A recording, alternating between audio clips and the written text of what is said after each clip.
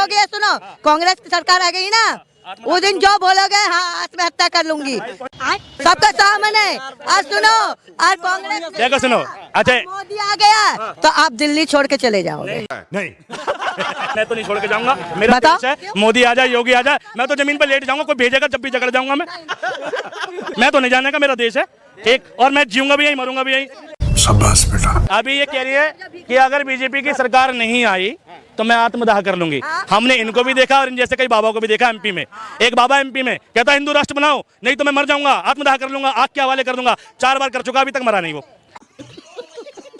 देखो क्या होता है, हिंदू राष्ट्र था और हिंदू राष्ट्र रहेगा। हिंदू राष्ट्र किसी को बनाने की जरूरत नहीं है। अच्छा, हिंदू राष्ट्र लोगों के दिल में है, ठीक है। और क्या होता है कि हिंदू राष्ट्र था और हिंदू राष्ट्र है, कोई ऐसा नहीं है। लोग पॉलिटिक्स के लिए कहने लगते हैं, कहने आपत्ति है, ये कह रहे हिंदू राष्ट्र था, हिंदू राष्ट्र है।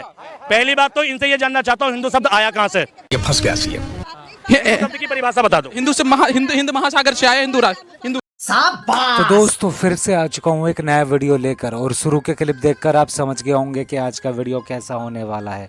और ये वीडियो मैं अभी आपको पूरा दिखाने वाला हूँ, लेकिन उससे पहले मैं आपको ये बता दूँ, आज के इस वीडियो में ना इस अम्मा अंधभक्त को ना इस चश्मे वाले भाई साहब ने गजब तरीके से एक्सपोज किया है। क्योंकि इस अम्मा का ये कहना था कि जब भी कांग्रेस की सरकार आएगी मैं आत्महत्या कर लूँगी। इतना सुनते ही इस चश्मे वाले भाई साहब ने दबा के इसकी बैंड बजाई है, और साथ में इस भक्त की भी बैंड बजाई है, और साथ में इस वाले भक्त की भी बैंड बजाई है। आखिर इन दोनों अंध भक्तों की क्यों बैंड बजाई है और साथ में अम्मा की क्यों बैंड बजाई है, यह सब जानने के लिए वीडियो के लास्ट तक आपको बने रहना होगा। अब ज़्यादा टाइम ना लेते हुए करते हैं वीडियो को स्टार्ट। पिक्चर चालू करो बे। प्रधानमंत्री ने जो काम किया, इधर आइए। मैं तो कल डेथ हो जाएगी। नहीं बेटा सुनो, मैं दुनिया 4 दिन की है। 74 साल की उम्र हो गई, सुनो 74 साल की उम्र हो गई, किराए में रह चुकी मैंने, अब नरेला में रहती हूँ। सुनो किस्तों में मकान ले रखी हूँ, सुनो, और मेरे नाम मंजू है। मैं आज भी बोल रही हूँ, यदि कांग्रेस की सरकार हो गई है, सुनो कांग्रेस की सरकार आ गई ना, उस दिन जो बोलोगे हाँ आत्महत्या कर लूंगी, सबका सामने। आज सुनो, आज कांग्रेस देखो सुनो, अच्छा मोदी आ गया तो आप दिल्ली छोड़ के चले जाओगे। मैं तो नहीं छोड़ के जाऊंगा, मेरा बताओ। देश है। मोदी आ जाए, योगी आ जाए, मैं तो जमीन पर लेट जाऊंगा, कोई भेजेगा जब भी जकड़ जाऊंगा मैं तो नहीं जाने का, मेरा देश है ठीक, और मैं जीऊंगा भी यही, मरूंगा भी यही। शाबाश बेटा। तो ठीक सुनो, अभी ये कह रहे हैं, सुनो एक मिनट, अभी ये कह रही है कि अगर बीजेपी की सरकार नहीं आई तो मैं आत्मदाह कर लूंगी। हमने इनको भी देखा और इन जैसे कई बाबा को भी देखा एमपी में। एक बाबा एमपी में कहता है हिंदू राष्ट्र बनाओ, नहीं तो मैं मर जाऊंगा, आत्मदाह कर लूंगा, आग के हवाले कर दूंगा। 4 बार कर चुका, अभी तक मरा नहीं वो। अभी तक आत्मदाह नहीं किया उनने। तो ये पॉलिटिकल लोग हैं, नाम मैं भूल रहा हूँ, कर लेना गूगल। नहीं है बाबा परमहंस भी है जी। तो देखो क्या होता है, हिंदू राष्ट्र था और हिंदू राष्ट्र रहेगा। हिंदू राष्ट्र किसी को बनाने की जरूरत नहीं है। अच्छा, हिंदू राष्ट्र लोगों के दिल में है, ठीक है। और क्या होता है कि हिंदू राष्ट्र था और हिंदू राष्ट्र है, कोई ऐसा नहीं है। लोग पॉलिटिक्स के लिए कहने लगते हैं, कहने आपत्ति है, ये कह रहे हिंदू राष्ट्र था, हिंदू राष्ट्र है। पहली बात तो इनसे ये जानना चाहता हूँ हिंदू शब्द आया कहाँ से, ये फंस गया सी शब्द की परिभाषा बता दो। हिंद महासागर से आया हिंदू राष्ट्र। हिंदू एक मिनट, गलत बोल रहे हैं भाई, ये गलत बोल रहे हैं, मैं क्लियर कर देता हूँ, नॉलेज लो। एक मिनट भाई, जब मुगल इंडिया में आए तो भारत की जो सबसे प्राचीन सभ्यता है, दिल्ली में बगल में ही साइंस म्यूजियम में पढ़ लेना, सबसे प्राचीन सभ्यता का नाम है हड़प्पा सभ्यता, और हड़प्पा का दूसरा नाम है सिंधु घाटी सभ्यता। ठीक, तो जब मुगल आए तो उन्होंने यहाँ के लोगों को सिंधु घाटी के नाम से जाना, ठीक है, यहाँ के देश को सिंधु घाटी। तो सिंधु का जो फारसी ट्रांसलेशन है, उर्दू भाषा की जो लिपि है फारसी, सिंधु का जो फारसी ट्रांसलेशन है उसको हिंदू कहते हैं। अच्छा, और वहीं से आया हिंदू, पहली बात। और दूसरा, मैं चैलेंज देता हूँ, 4 वेद, ऋग्वेद, यजुर्वेद, धर्मवेद, सामवेद, ठीक, इसके अलावा 18 पुराण, कल की रामायण, वाल्मीकि रामायण, रामचरितमानस, ठीक, गीता, ठीक, और तुम्हारे जितने खंड हैं, ठीक, जितने कांड है, सुंदरकांड वगैरह सब मिला के किसी भी किताब में जो ऋषियों की लिखी हुई हो उसमें हिंदू शब्द फाइंड करके बता देना। बता दीजिए भाई, धर्म का नाम है सनातन या शाश्वत धर्म, ठीक। हिंदू राष्ट्र कैसे बन जाएगा? और दूसरी बात, हिंदू राष्ट्र भाई से बता रहा हूँ ना, पहले कभी था, ठीक, आर्य राष्ट्र था, सनातन राष्ट्र था। और सुनो, तुमने देखा होगा माता आती हैं, सब में आती है, काली माता आती है, दुर्गा माता आती है। और जब माता देखा कि औरतों की आ रही तो आदमियों के भी आने लगे भैरव बाबा। बैगन। आज तक किसी में राम जी देखा क्या?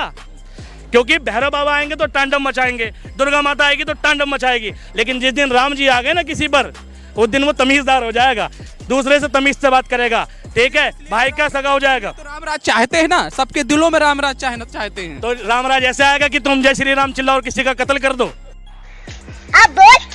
ऐसे आएगा। कौन करता है जय सिया राम करके कत्ल? किसने किया आज तक, ये बताओ आप। भाई बता देता हूँ भाई, राजस्थान में पहलू खान अलवर खान, ठीक, राम राम जय श्री राम के नारे लगा के उसकी हत्या कर दी। झारखंड में तबरेज, ठीक, जय श्री राम के नारे लगा के उसकी हत्या कर दी।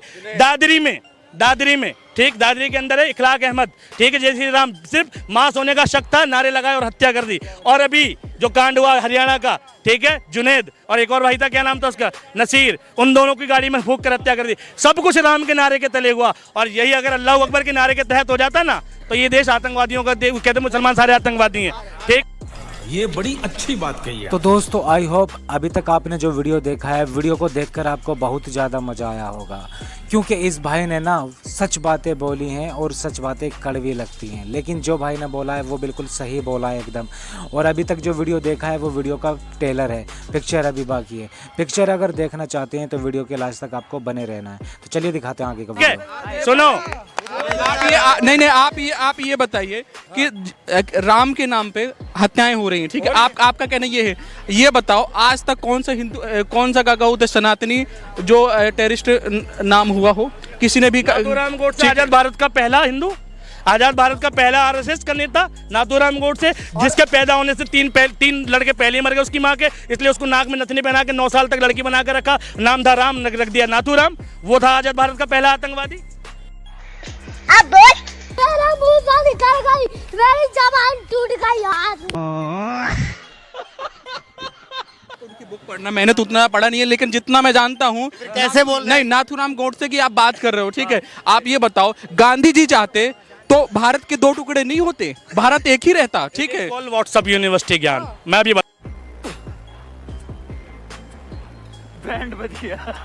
बताता हूँ। गांधी जी चाहते भाई देश, मैं 1 मिनट क्लियर कर देता हूँ भाई, इसलिए कहता हूँ किताबें पढ़ा करो। गजब बेइज्जती है भाई जब देश की अवधारणा चली थी 1947 में, भारत, किताब पढ़ के बोलने, व्हाट्सएप थोड़ी पढ़। अरे यार अगर ये किसी में लगा दे, भाई गांधी जी के विरोध में कौन लिख रहा है? आरएसएस लिख रहा है, हिंदू विचारक लिख रहा है। कोई भी साहित्यकार और इतिहासकार की किताब जो आरएसएस और हिंदू संगठनों से संबंधित नहीं होगा, अगर वो नेहरू की, जिन्ना की जिद और जवाहरलाल नेहरू की वजह से ये सारी चीजें हुई ना। गांधी जी चाहते तो ये सारी चीजें कर सकते थे, क्या कर उनके हाथ में सब चीजें था। अच्छा, मुस्लिम लीग का नाम सुना तुमने? जी सुना है। कौन थी वो? मुस्लिम लीग के जिन्ना थे, उसके अध्यक्ष थे जिन्ना। देश की आजादी में किस किस का योगदान था? मुस्लिम लीग का था। 2 पार्टियां बताओ, भारत की 2 पार्टियां। मुस्लिम लीग और मुस्लिम लीग और ये फंस गया CM. The national Congress convent नाम था, कॉन्वेंट, हाँ, ठीक। तो भैया 2 पार्टियां थी, ठीक। एक जैसे यहाँ पर आरएसएस है जो हिंदू राष्ट्र की मांग कर रहा है, ठीक। अगर आज हिंदू राष्ट्र की मांग गलत नहीं है इन संगठनों द्वारा, तो उस टाइम पर मुस्लिम लीग द्वारा मुसलमान राष्ट्र की मांग गलत कैसे होगी? पहली बात, ठीक। बात तो सही है। तो दोस्तों, जैसा कि अभी तक आपने वीडियो में देखा, इस भाई ने इस भक्त को बोलने ही नहीं दिया। मतलब वो सही बात इसके सामने रखी जो सुनकर ये बोल ही नहीं पाया। और जो भाई कहता है वो बिल्कुल फैक्ट पे बोलता है और जो रियलिटी है वो बोलता है, लेकिन भक्तों को समझ में नहीं आता है। दूसरी बात भैया, उस टाइम के हिसाब से, ठीक, वहाँ का एक बंदा था जिन्ना भाई, वो एक धार्मिक संगठन का अध्यक्ष था, ठीक, आज़ादी में योगदान था। उनने कहा भाई हमें धर्म के आधार पर राष्ट्र दे दो, ठीक। हमारी पॉपुलेशन, दोनों बड़े नेता थे, उस टाइम का बंटवारा हो गया, ठीक। गांधी जी के कहने पर नहीं हुआ, पहली बात, ठीक। लेकिन गांधी जी ने क्या कहा कि भाई आपस में विवाद नहीं होना चाहिए, ठीक। गांधी जी ने एक सुलह समिति बैठाई थी उसको लेकर, और जवाहरलाल नेहरू का तो कोई लेना देना ही नहीं इससे।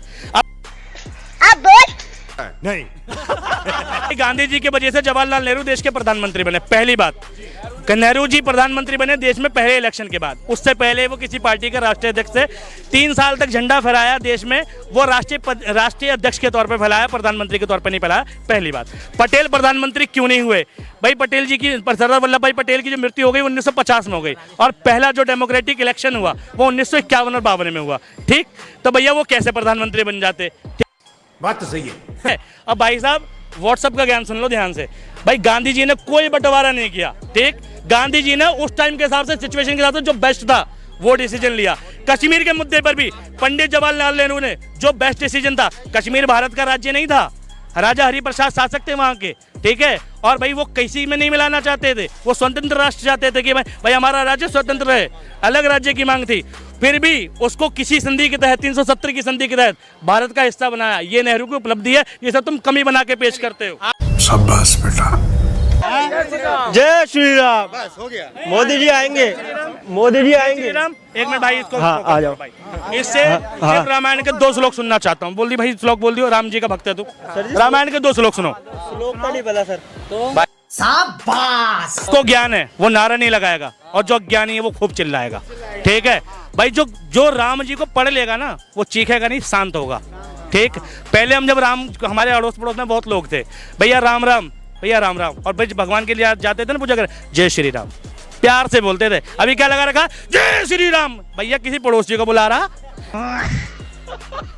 तो दोस्तों फाइनली आज का वीडियो यहीं एंड हो चुका है। अगर आपको ये वीडियो पसंद आया तो वीडियो को फटाफट से लाइक कर दें एंड चैनल को भी सब्सक्राइब कर लें, क्योंकि इस तरह के वीडियो चैनल पर आपको मिलते रहते हैं। और हाँ, इस वीडियो पर आपकी क्या राय है, और इस चश्मे वाले भाई साहब के लिए और साथ में इस भक्त के लिए आपकी क्या राय है, तो आप अपनी राय कमेंट्स बॉक्स में दे सकते हैं। बाकी वीडियो अच्छा लगा तो वीडियो को लाइक एंड चैनल को सब्सक्राइब तो ज़रूर ही कर लेना, क्योंकि इस तरह के वीडियो